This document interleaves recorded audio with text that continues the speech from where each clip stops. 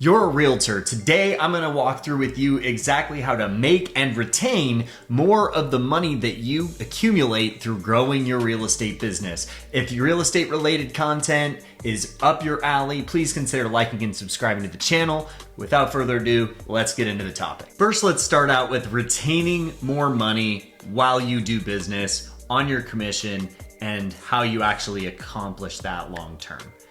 I like to start the entire process with creating a money plan. If you don't have a plan for your money, it's going to plan to leave your wallet. So what are you going to do when you actually make the money as a realtor?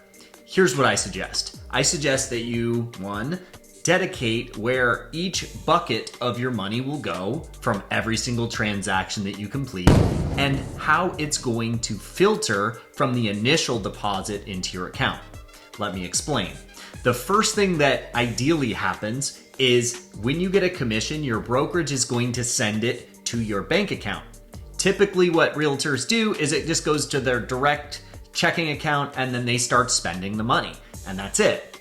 But there's a few pitfalls there. One, most realtors are on a 1099 for tax purposes, which means that you're going to have to pay your own taxes.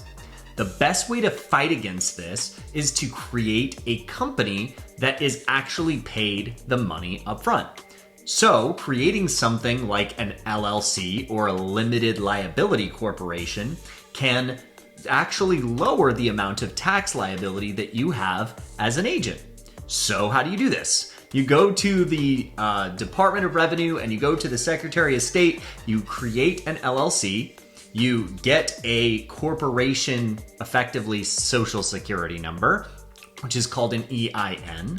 You create a bank account for your company, and then you would tell your brokerage to pay your real estate company. Then get with a tax consultant so they can make sure that you're retaining the proper amounts of taxes and that you are disseminating what's needed after that. So when the brokerage goes to you and they send you the wire, it gets sent to your LLC.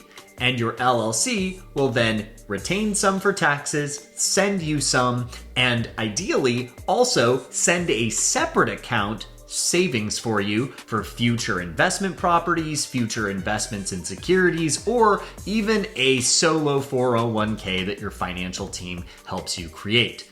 That's an ideal world. The added benefit of having an LLC or a limited liability corporation is that you will get a 20% pass-through reduction in your taxes. So if you had made $100,000 last year, let's say, and you were a realtor without an LLC and you got paid directly, you would pay taxes on the $100,000.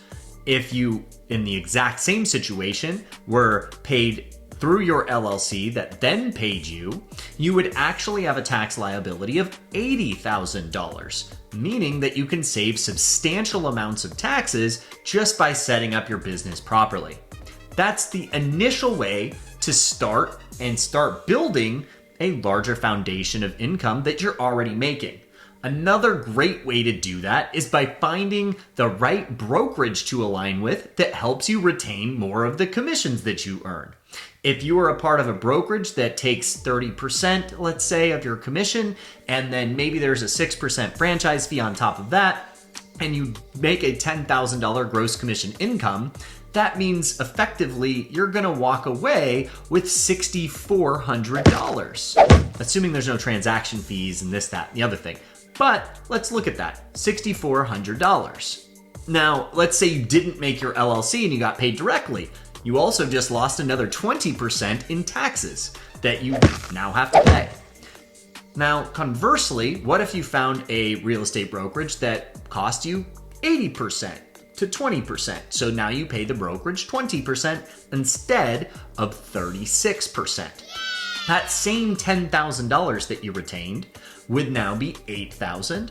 And let's also say that you made the LLC in the proper way and you passed it through. Now you also saved 20% on the extra money that you also got from being aligned with a better vehicle and a better opportunity to save and retain more of your money as an agent. Now, Let's say you found the perfect brokerage that aligns with the tools and training resources and everything that you're looking for, and they also have the right fee structure, and you've created your LLC, and you have an amazing bedrock for retaining the most possible money that you could in your business. The next step is trying to figure out how to earn more money, right? Because that's the next big step. You can't, if you have super low fees and super low taxes, that's all irrelevant unless you're making money. So how do you make more money in this business? Number one, you have to be prospecting the right way and the right amount of times. Consistency here is super critical. If you want more information on proper ways to prospect that will 100% work, check out other videos in my channel about open houses, farming, social media, online leads, and a myriad of other things. I would invite you to subscribe to the channel as well, because there's going to be consistent future content about that topic too. The next thing you want to be looking at, let's say you're doing all of the proper prospecting, you have the bedrock of support for the way to retain your money, the way to retain as much taxes as possible, and reduce your liability in business because you've set up your LLC, you've created a bank account, you've aligned with the right brokerage, you're prospecting the right way. Again, I'm going to lean into the fact that you're going to want to be connected with the right brokerage to allow you to have proper leverage in growing and scaling your business. Because there's a few steps that happen in your real estate journey. Number one, you do your first deal.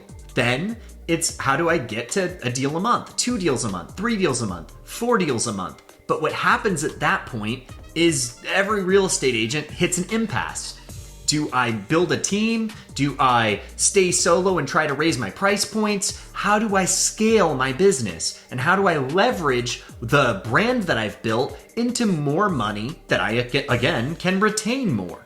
Well, the best way to do that in our current climate is to align with a brokerage that allows you to build proper leverage with a geographically unrestricted opportunity. Using, say, social media, lots of agents and lots of people across the globe can know who you are. But if you don't have the opportunity to tap into that, it's irrelevant that you can actually have that audience. So aligning with a group or a company that has that ability makes all the difference. So when you're finding who to connect with somebody that has a global opportunity. Also, you're going to want to make sure that you're not creating a team. Everybody thinks about real estate teams as the next logical step once you start producing a lot of transactions. The problem with teams is that in the real estate industry today, they are broken. Today, if you are a real estate team and say you're aligned with a company that's charging that 36% on your deals, most team leaders, let's say that's you, you're a team leader and you're gonna have to try to charge all of your team 25% to make it worth your time on all of their transactions to help them grow their businesses. The problem is you're only gonna get 3 types of agents that work on your team. You're gonna get agents that do no business whatsoever, take a lot of your time and attention off of doing your own production, and then if they ever do any business, they get very little money anyways. Then you're gonna have rock star agents. They come in, they destroy it, they do tons of transactions, and they realize that they don't need to be aligned with you in the first place, so they leave your team. And then you have the middle ground agent that really, they're gonna do some business. You don't have to handhold them that much, but they do need your help and support and training. But they're gonna get disenfranchised because of how much they have to pay you. You're gonna not like the fact that they're not progressing, and it's just never a good foundation to keep and continue to grow a team of people that work with you. So maybe the next logical progression is to actually create a whole brokerage.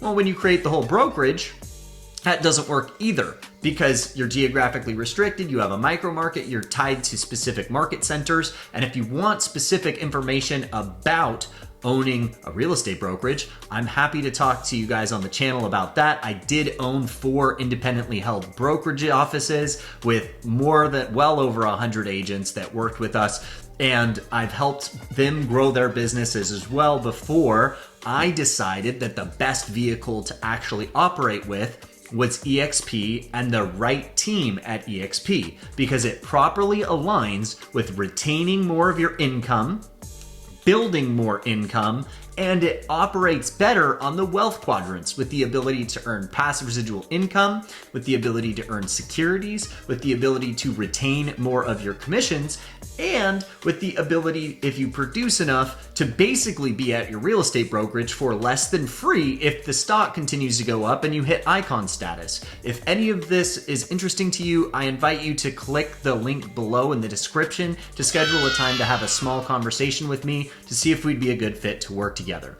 But moreover, you need to make sure that you are retaining as much income as possible and you are making as much income in as many ways as possible. Being risk averse and also making the right decisions to continually grow your business is what separates the gap between agents that do okay and agents that thrive.